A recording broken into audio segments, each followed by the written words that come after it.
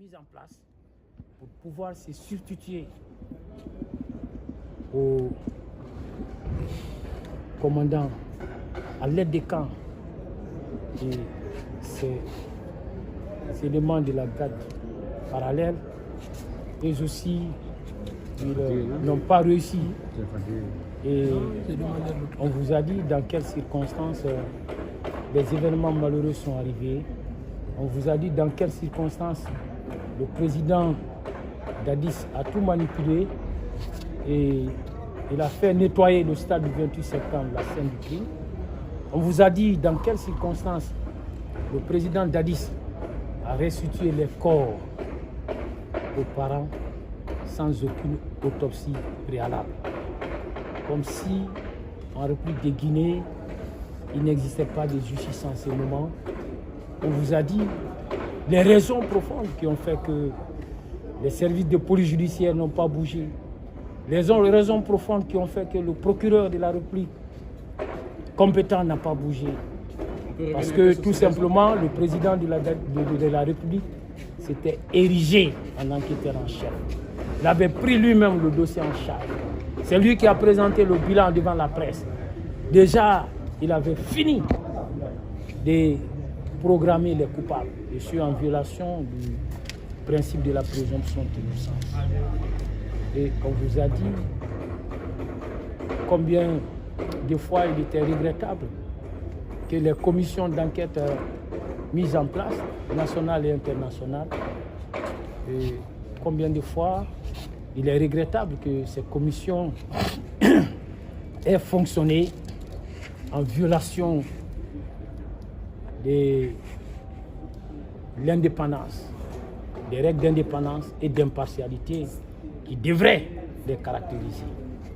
On vous a dit combien de fois ces commissions étaient orientées contre mon commandant Oboka Diakité Ditumba.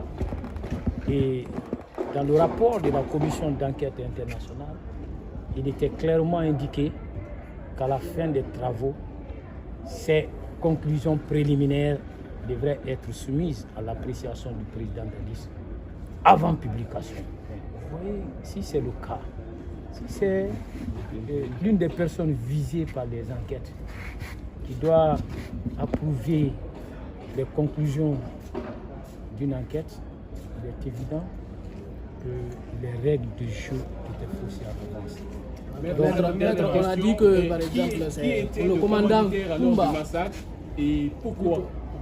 Non, mais moi, je vous ai fait ressortir des faits avec des éléments de preuve à l'appui, des faits qui établissent clairement que le président Dadis a donné des instructions et que le président Dadis avait sous son commandement les recrues de Kaléa, comment ces recrues ont participé au massacre du 28 septembre et comment ces recrues se sont retrouvées au camp Alfaya Diallo avant d'être ramenés à leur camp d'origine. Et je me suis appuyé sur les déclarations des voix les plus autorisées de ce moment. Je vais parler du chef d'état-major général des forces armées. Je vais parler du chef d'état-major de l'armée de terre. Alors, on a eu aussi à relever d'autres éléments. C'est que vous avez des occultistes de M. Gono Sangaré qui était entretenu par lui en tant qu'intendant financier, intendant, disons, particulier du président Dadis, mais qui était entretenu aussi par le président Dadis lui-même, mais lesquels sont intervenus au stade et ça a été dénoncé.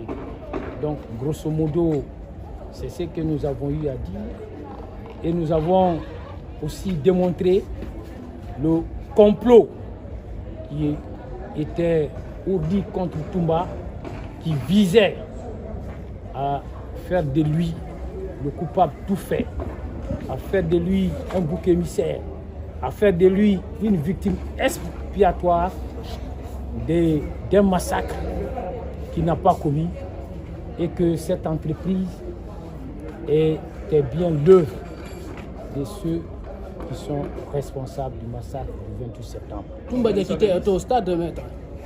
Oh, mais j'en ai parlé. Toumba était au stade. Il a été vu au stade. Il est intervenu au stade pour sauver les leaders lorsqu'il était allé à la recherche du président Dadis. Et toutes les victimes qui ont comparu, tous les témoins qui ont comparu, disent que Toumba n'était porteur d'aucune arme cassée ou apparente et que Toumba avait les mains nues et que Toumba n'était accompagné d'aucune troupe. Donc, ça c'est très clair. Alors, nous, on n'a pas de problème. Mon commandant est innocent et un innocent doit être acquitté. 15 ans requis contre lui, 15 ans de prison requis contre lui.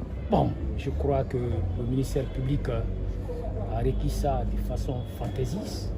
Le ministère public n'est parti d'aucune démonstration factuelle, d'aucune démonstration juridique pour pouvoir requérir une telle peine. Nous y reviendrons, puisqu'il va arriver un moment où nous discuterons point par point et pied à pied de tous les éléments qui ont été proposés par les différentes parties. J'en ai fait état, je reviendrai pour parler de cela. Et ce qui a été proposé par le ministère public comme des éléments de nature à entraîner la condamnation de mon commandant, ces éléments-là ne tiennent